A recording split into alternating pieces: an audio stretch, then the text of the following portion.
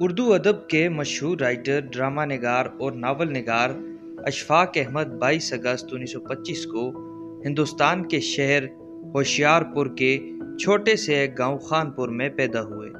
ان کے والد کا نام ڈاکٹر محمد خان تھا، جو ایک سرکاری ملازم تھے۔ اشفاق احمد کی پیدائش کے فوراً بعد ان کے والد کا تبادلہ فیروز پور ہوا، جہاں سے اشفاق احمد کی ابتدائی تعلیم کا آغاز ہوتا ہے۔ آپ کے والد ڈاکٹر محمد خان مزاج کے لحاظ سے سخت آدمی تھے۔ اشفاق احمد نے اپنی ابتدائی تعلیم کا آغاز فیروز پور سے کیا۔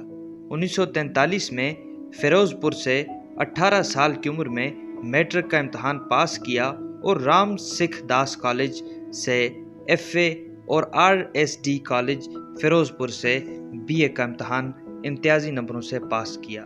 قیام پاکستان کے وقت لاکھوں دیگر مسلمان خاندانوں کی طرح اشفاق احمد کے خاندان نے بھی پاکستان کا رخ کیا اور لاہور کو اپنا مسکن بنایا۔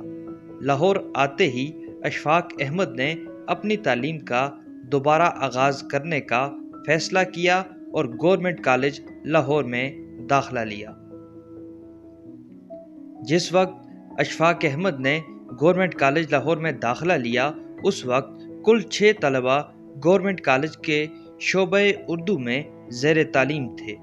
گورنمنٹ کالج سے MA کرنے کے بعد اشفاق احمد نے اعلیٰ تعلیم حاصل کرنے کے لیے اٹلی جانے کا فیصلہ کیا۔ اٹلی کی روم یونیورسٹی اور گرینوبلے یونیورسٹی فرانس سے اطالوی اور فرانسیسی زبان میں ڈپلومے حاصل کیے۔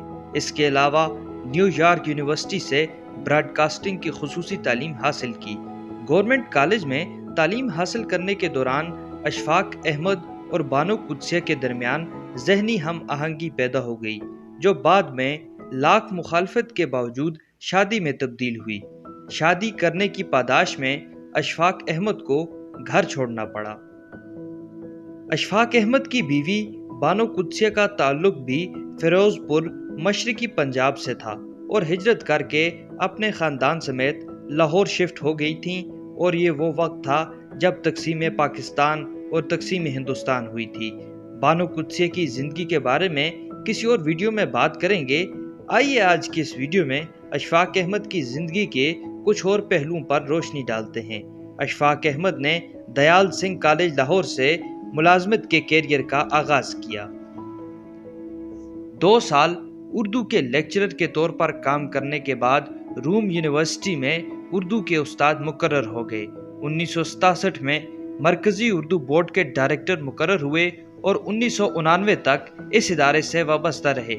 صدر ضیاء الحق کے دور میں مشیر برائے وفاقی وزارت تعلیم کے عہدے پر بھی فائز رہے۔ 1953 میں اشفاق احمد کا افسانہ گڈریا ان کی شہرت کا باعث بنا۔ ایک محبت، 100 افسانے، سفر در سفر، زاویہ، ایک محبت، 100 ڈرامے، طوطا کہانی سمیت دیگر کئی کتابیں لکھیں جو اردو ادب کے افق پر روشن ستاروں کی مانند چمک رہی ہیں۔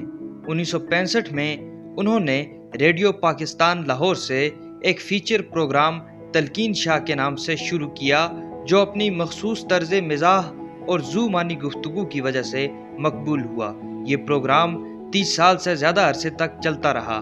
اشفاق احمد نے اپنی تحریروں کے دم پر اردو ادب میں وہ بلند مقام حاصل کیا جو بہت کم لکھاری حاصل کرنے میں کامیاب ہوتے ہیں۔ زاویہ اشفاق احمد کی کتابوں میں سے ایک مشہور کتاب ہے، جسے پڑھنے کے بعد ایک عام شخص کے ذہن میں ابھرنے والے تمام سوالوں کا جواب مل جاتا ہے۔ یوں تو اشفاق احمد کی زندگی پر بولنے اور سنانے کو اتنا کچھ ہے کہ 5 منٹ کی ویڈیو میں اس کو کور کرنا مشکل ہی نہیں، ناممکن ہے۔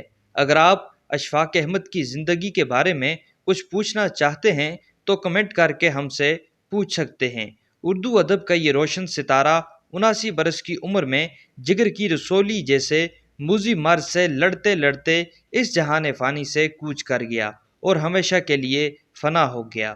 ان کے افسانے محبت کرنے والوں کے لیے آج بھی اسی طرح خوشبو بانٹ رہے ہیں جس طرح اشفاق احمد ریڈیو لاہور سے اپنی آواز کے جادو سے محبت کی خوشبو بکھیرتے رہے۔ مزید معلوماتی ویڈیوز کے لیے ہمارا چینل سبسکرائب کریں۔ اگلی ویڈیو تک کے لیے اپنے میزبان کو دیجیے اجازت، انشاءاللہ جلد نئی ویڈیو کے ساتھ حاضر ہوں گے۔ اللہ حافظ۔